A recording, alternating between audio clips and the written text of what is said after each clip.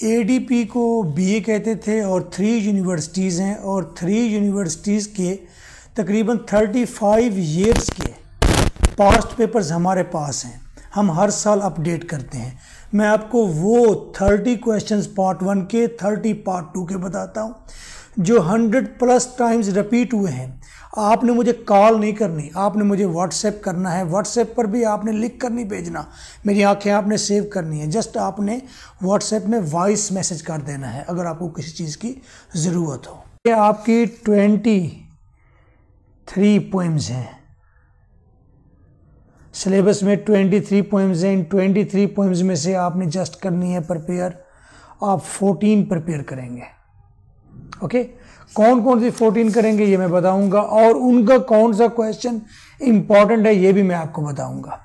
अब देखिए कि सबसे पहले आपने एक करनी है टेटरी, second new year resolutions, women work, patriot into traitor, huntsman, one art, all the world's a stage, departure and arrival, the poison tree, because I could not stop for death। आप कहेंगे मैं तो सारी लगाता जा रहा हूं। 14 पोएम्स करनी है जस्ट। 23 में से 14 पोएम्स करनी है। 14 पोएम्स करेंगे, आपके 40 मार्क्स कवर होंगे। आपका रेफरेंस, कंटेक्स्ट, एक्सप्लेनेशन भी कवर होगा। एट द सेम टाइम आपका क्वेश्चन आंसर्स का पोर्शन भी कवर होगा।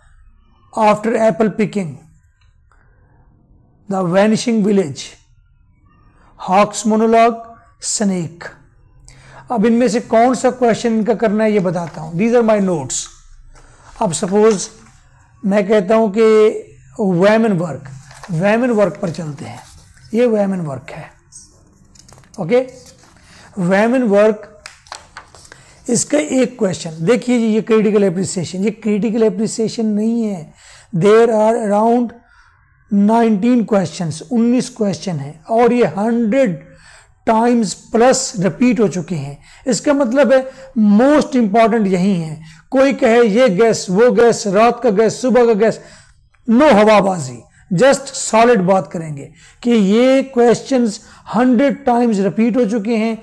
35 ईयर्स की हिस्ट्री हमारे पास है। 19 ईयर्स मुझे हो गए हैं पढ़ाते हुए। ये 19 क्वेश्चंस हैं, बार बार रिपीट हुए हैं 2025 के पेपर्स तक। अब देखिए इसका सिंगल आंसर है यहां से लेकर यहां तक। इसके एंड पर एक खूबसूरत कोटेशन भी है। लिखेंगे 2 मार्क्स तो आपको वैसे ही मिल जाएंगे। ओके, अगर आप इसमें कोई मिस्टेक नहीं करेंगे, इतना सा है। देखिए जस्ट 160-170 वर्ड्स का ये आंसर है। अगर आप ये प्रिपेयर कर लेंगे नो मिस्टेक, तो मैं यकीन से कहता हूं 8.5 मार्क्स आपको मिलेंगे आउट ऑफ 10। अगर मिस्टेक करेंगे तो फिर आप 6 पर आ जाएंगे। ज्यादा मिस्टेक्स करेंगे तो जहरी बात है फिर आप 4 पर आ जाएंगे। मिस्टेक कोई नहीं होनी चाहिए। देखिए there are only 35 questions, less than 35 questions हैं। लेस देन 35 क्वेश्चंस हैं पार्ट 1 के। अगर आप ये प्रिपेयर कर सकते हैं, याद कर सकते हैं, तो देन आपको ये नोट्स भी मैं दे दूंगा। ये पोएट्री की आपको मैंने गेस्ट दे दिए। पोएट्री के बाद अच्छा देखिए ये पोएम, इसकी आप बुक परचेज कर लेते हैं। एक छोटी सी बुक है, बारीक सी, 100 रुपए की आएगी कि 60 रुपए की आएगी। मैंने तमाम पोएम्स की टेक्स्ट के ये ट्रांसलेशन लाइन टू लाइन लिख दी है। ये लाइन टू लाइन ट्रांसलेशन पड़ी हुई है। आप एक लाइन वहां से पढ़ें, एक लाइन यहां से, फिर वर्ड मीनिंग भी लिख दी है। आपको डिक्शनरी पर जाने की जरूरत ही नहीं है। अच्छा, अब हम बात करते हैं शॉर्ट स्टोरीज की। कौन कौन से इंपॉर्टेंट आपका पोएट्री का पोर्शन कवर हुआ। पोएट्री का पोर्शन आपका कवर नहीं हुआ। आपका सबसे बड़ा प्रॉब्लम है रेफरेंस, कंटेक्स्ट एंड एक्सप्लेनेशन। ये कैसे सॉल्व करें? बहुत सिंपल फार्मूला याद रखें। जिस पोएम में से क्वेश्चन आंसर्स आते हैं उस पोएम में से स्टैंजा नहीं आता। सेकंड, आपको सपोज लेयर में से 4 लाइंस दी गई है। आपने लेयर पोएम टेक्स्ट पढ़ी हुई है, आपने उसकी ट्रांसलेशन पढ़ी हुई है। यूट्यूब पर 3000 लेक्चर है बीए के ऊपर, आपको बार बार मैंने पोएम्स पढ़ा दी हैं, आपने पोएम को अंडरस्टैंड कर लिया, आप एग्ज़ाम में रिकग्नाइज कर लेते हैं कि ये स्टेंजा लेयर में से आया है। अगर लेयर में से आया है तो आपने एक काम करना है, सबसे पहले आपने लिखना है रेफरेंस, साथ आपने देना है कॉमा, फिर लिखना है कंटेक्स्ट, फिर यहाँ लिखना है एंड, फिर लिखना है एक्सप्लेनेशन। ये हेडिंग देने के बाद नीचे आपने एक तो ये लाइन लिख देनी है, These lines have been taken from the poem Lear written by William Davis. ये लाइन लिख दिया आपने। उसके बाद नो हेडिंग, कोई हेडिंग नहीं देनी है आपने। नीचे जो क्रिटिकल एप्रिसिएशन आपने तैयार की हुई थी, ये क्रिटिकल एप्रिसिएशन है, ये क्रिटिकल एप्रिसिएशन आपने तैयार की हुई थी। ये 8 क्वेश्चंस का आंसर आपकी, ये यहाँ से लेकर यहाँ तक आपने ये पूरा आंसर वहाँ पर लिख देना है। इस तरह से आपके रेफरेंस कंटेक्स्ट के 3 पैरास बन जाएंगे। पहले में रेफरेंस आ गया, सेकंड में कंटेक्स्ट आ गया, थर्ड में एक्सप्लेनेशन आ गई, और एंड पर कोटेशन की सूरत में कंक्लूजन आ गया। न्यू स्टाइल ये है कि आप हेडिंग नहीं देते रेफरेंस कंटेक्स्ट एक्सप्लेनेशन की। अब आप हेडिंग नहीं देते रेफरेंस कंटेक्स्ट एक्सप्लेनेशन की, अलग अलग टॉप पर लिखते हैं, नीचे 3 paragraph, and that is understood. और आप अगर इस क्वेश्चन को रीड आउट करेंगे, आपको ऐसा नहीं मालूम पड़ेगा कि अगर ये क्वेश्चन है या ये क्वेश्चन है तो इस क्वेश्चन का ये आंसर जो है इसे मीट नहीं कर रहा, जस्ट एक लाइन बस मीट करती जहाँ कहीं लिखी हुई। नो, आप जो मर्जी क्वेश्चन पकड़ेंगे, मैंने इतनी मेहनत कर छोड़ी है इस पर 19 ईयर्स से, कि आप जो मर्जी क्वेश्चन पकड़ेंगे आपको लगेगा सारा आंसर है ही इसी के बारे में। और सेम लाइक जब इसे आप रेफरेंस कंटेक्स्ट एक्सप्लेनेशन में जाकर रखेंगे, आपको ये मालूम पड़ता है कि अरे ये तो है ही सारी रेफरेंस कंटेक्स्ट और एक्सप्लेनेशन, ये तो क्वेश्चन है नहीं, और बड़ी आला किस्म की रेफरेंस कंटेक्स्ट एक्सप्लेनेशन है। और जब आप हेडिंग नहीं देते तो उसको पता चलता है एग्जामिनर को कि ये बच्चा भी कद्दावर है, ये बच्चों की तरह छोटी छोटी हेडिंग्स बना नहीं रहा, बल्कि इसको कॉन्फिडेंस है कि examiner know everything. Now the next short stories. Short stories total 15 है आपके सिलेबस में, आपने जस्ट 9 करनी है। कौन कौन सी करनी है, कौन सी वो शॉर्ट स्टोरीज हैं जो 100 टाइम्स रिपीट हो चुकी हैं? The killers, Rappaccini's daughter, the new constitution, take pity, the happy prince, the necklace, the duchess and the jeweller, Virginia Woolf की। Now next is the fly, the little willow. These 9 stories are over there. कौन सा question करना है इनका, चलो मैं कोई बता देता हूँ। ये देखें, ये सपोज हम कहते हैं ये है टेक पिटी है ना आपके एग्जाम में, चलो टेक पिटी की बात करते हैं। ये टेक पिटी की जस्ट क्वेश्चंस हैं। कितने हैं क्वेश्चंस? टेक पिटी सबसे ज़्यादा आने वाली स्टोरी है, और ये तकरीबन अराउंड कोई 29 क्वेश्चंस होंगे।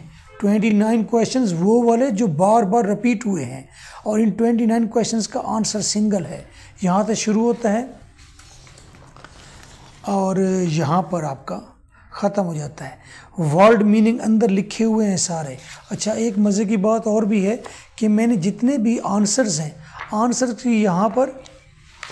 की यहाँ पर मैंने जवाब की उर्दू लिख दी है।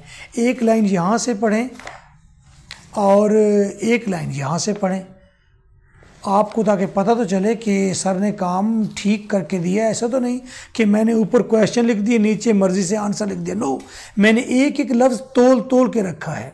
मैंने पूरी जिम्मेदारी से हर क्वेश्चन का आंसर यहाँ आंसर में दिया है। तो ये आपके कितने क्वेश्चन हो गए? 9। और इसी तरह आपने करना है मेरा बेटा प्लेस, कोई से 2 प्लेस कर देना, उसके भी सेम ऐसे सिंगल आंसर बने हुए। स्मोक स्क्रीन है, ये क्रिटिकल एप्रिसिएशन है, ये 6 इसके क्वेश्चन हैं, और 6 क्वेश्चन में से आपने 6 क्वेश्चंस का आपने सिंगल आंसर देना है। ये सिंगल आंसर है बस, और क्या चाहिए आपको? अच्छा ये नोट्स कितने के हैं? ये पार्ट 1 के नोट्स 6000 में हैं जस्ट। अरे भाई सप्ली आ जाए ना तो आपके सप्ली में 12,000 रुपये तो आपकी सप्ली की फ़ी है, तो ये 30 क्वेश्चन या 35 क्वेश्चन है, करने में क्या अर्ज है। अच्छा चलें देखिए, फिर ये हम अपडेट करते हैं, ऐसा नहीं एक बार बना दिए तो बस उसके बाद ख़त्म, हर एग्ज़ाम पर अपडेट होता है। डायलॉग, ट्रांसलेशन और डायलॉग में से आपने डायलॉग करना है। ये हैरी, ये कले, ओ वैसा डायलॉग नहीं है अस्सलाम वालेकुम how are you, good morrow mister Clay how are you keeping. वो लगता है उसे कि ये बच्चा बहुत अच्छी स्कूलिंग से आया है या ये बच्चा फॉरनर है, लाइक दिस, इस तरह की फीलिंग्स आती हैं। यहाँ पर फीलिंग है, 2-4 लाइंस आप लिख लेंगे। वो सेल्फ राइटिंग में नहीं भी लिखेंगे तो फ्रेम के ऐसे कॉलन डालना है, ऐसे हाइफन डालना है आपने, ऐसे यहाँ पर स्पेस छोड़नी है। आप इस पैटर्न से लिखें। 3 नंबर 15 में से तो पैटर्न के हैं, उसके बाद 3 मार्क्स तो आपको और दे देगा, 6 मार्क्स हैं, तो don't be worry about it. अच्छा मैंने वो डायलॉग जो बार बार रिपीट हुए हैं यहाँ दे दिए, आप इनको रीड आउट कर लें और देखिए कि मैंने इनकी फिलिंग कैसे की है। ये मैंने खाली जगह छोड़ी है, इस खाली जगह को मैंने कैसे फिल किया है। पॉज। एडीपी पार्ट 2 में भी आपने 35 क्वेश्चन तैयार करने हैं just. This is old man and the sea, ये नावल है आपका। इस नावल के मैंने 20 क्वेश्चंस बनाए हैं टोटल, इन नोट्स में पड़े हुए हैं। इनमें से आपने 7 क्वेश्चन करने हैं, ओनली 7 क्वेश्चन। कौन कौन से? पहले 5 क्वेश्चन इंपॉर्टेंट है। मार्लिन पर ये जितने क्वेश्चन अब तक आए हैं मोस्ट इंपॉर्टेंट यही हैं और 100 टाइम्स रिपीट हो चुके हैं ये क्वेश्चंस। इन तमाम क्वेश्चंस का एक ही आंसर है, छोटा सा यार, बड़ा नहीं है, ठीक है। जस्ट 170 वर्ड्स होंगे या 200 वर्ड से कम है। मिस्टेक एक भी ना करें, आप फेल नहीं होते। ओके तो मार्लिन का क्वेश्चन हर दफ़ा आया होता है, इस दफ़ा भी आया है। अच्छा, fight against shark, second question ये तैयार करें। ऑप्टिमिज्म ये तैयार करें। ये 4 क्वेश्चन जो पहले हैं इनमें से एक क्वेश्चन लाजमी आया होता है, ये क्वेश्चन तैयार कर लें। एहतियातन मैं कहता हूँ आप एक क्वेश्चन ये भी तैयार करें, ओल्ड मैन के ऊपर जितने भी क्वेश्चन आए हैं ये तैयार करें। अच्छा बस एक ऐसा क्वेश्चन जो हर दफ़ा आया होता है वो भी देखें।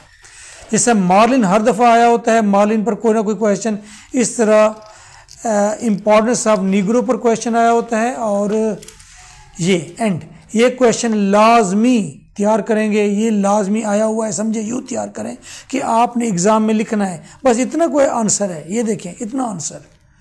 आप मत सोचें कि आपने इनलार्ज करना है, बड़ा बड़ा याद करना है, वहाँ क्या करेंगे, बस ऐसा तैयार करें कि इसके अंदर मिस्टेक ना हो। अब नेक्स्ट है मॉडर्न एसेज। आपके 20 मॉडर्न एसेज हैं, 20 में से जस्ट 9 आपने प्रिपेयर करने हैं, जस्ट 9। कौन कौन से मैं मोस्ट इंपॉर्टेंट बता देता हूँ। अगर आपने किसी भी की बुक से तैयार करना है आप करें, लेकिन वहाँ पर आपको 6-6, 8-8 क्वेश्चन मिलेंगे, आप थक जाएंगे। आज के दौर में टिकटॉक और ये शॉर्ट्स के दौर के अंदर बच्चों का टेम्परामेंट ही नहीं है याद करने का। यहीं 30 क्वेश्चन 35 क्वेश्चन बच्चा याद कर ले तो आज बहुत बड़ी बात है। अच्छा जी, Pakistan and the modern world, इस दफ़ा ये ऐसे आया होगा, हर दफ़ा आया होता है क्योंकि अब पाकिस्तान की वैल्यू बड़ी बन गई है। ये सारे क्वेश्चन हैं जो पास्ट पेपर में रिपीट हुए हैं और ये सिंगल आंसर है। और बताएं मैं आपके लिए क्या करूं। अब ये ना कहना कि आयशा की तरह, आयशा ने कहा था सर आप हमारे लिए जान दे दें, ठीक है। एक्लिप्स, ये तैयार करना है। 2 हो गए, सबका सिंगल आंसर है, छोटा सा बस। फिर ठेक पीटी, साथ साथ आपको मोस्ट इंपॉर्टेंट बता रहा हूँ, नो हवाबाजी, मैं वो बता रहा हूँ जो 100 टाइम्स रिपीट हुए हैं। Take the plunge, Nagasaki, walking on the moon. Walking on the moon ज़्यादा इंपॉर्टेंट हो गया है जब से मार्स पर गए हैं आप। अच्छा जी, after this beauty industry, tolerance की अहमियत हर दौर में रहती है। और डॉक्टर मैन ऑफ साइंस, देखो अब ये मैं आपको जो ऐसे बताऊंगा ये 100% आया हुआ होगा, बता दूं आपने, लेकिन तैयार नहीं करना। साइंस एंड वैल्यूज़, ये बर्टन रसल का है। बाबा जी 99 ईयर्स के होकर मरे हैं, ठीक है। बातें बड़ी अजीबोगरीब करते हैं, आपसे हजम नहीं होंगी। पैरल इसके 2 क्वेश्चन है, दोनों करने हैं, एक क्वेश्चन 100% आया होता है। क्लियर? आफ्टर दिस लास्ट में एक क्वेश्चन होगा, हाँ ये है माई टेलर। असल में तो ये 7th या 8th नंबर पर है। माई टेलर आपने तैयार करना है और मरना भी है ना, ठीक है। माई टेलर का यहाँ से आंसर शुरू होता है। ये सब मल्टी क्वेश्चन आंसर्स हैं, तो बहुत मज़े के हैं। छोटा सेंटेंस है, आइडिया बड़ा है। सेंटेंस छोटा, वर्डिंग आसान, आइडिया बड़ा होगा। मैं आपको दिखा रहा हूँ और मैं आपके लिए क्या करूँ। देखें ये एप्लीकेशन, एक एप्लीकेशन दी है मैंने, यही एक एप्लीकेशन ही एग्ज़ाम में आई होगी, और बताएं यही आई होगी, यानी कि आप याद करें 15 नंबर की पेट यही आपने लिखनी है एग्ज़ाम में। अच्छा कभी कभार ऐसा होता है कि एप्लीकेशन नहीं आती, अच्छा नहीं आती फिर क्या है, लेटर लिखिएगा। ये लेटर मैंने मल्टी बना दिया, पैटर्न ये बना पड़ा है सारा का सारा। Just you have to fill something. जितनी आपको इंग्लिश आती है 1 2 4 5 लफ्ज़ फ्रेज यहाँ पर लिख दें। कैसे लिखने, ये देखें मैंने बोल्ड करके लिख के बताए हैं कि आप ऐसे लिखें, ऐसे लिखें, ऐसे लिखें। रीड आउट करें, रीडिंग तो करेंगे ना, चलो याद नहीं करेंगे। एक लेटर तैयार कर लें, एक एप्लीकेशन तैयार कर लें।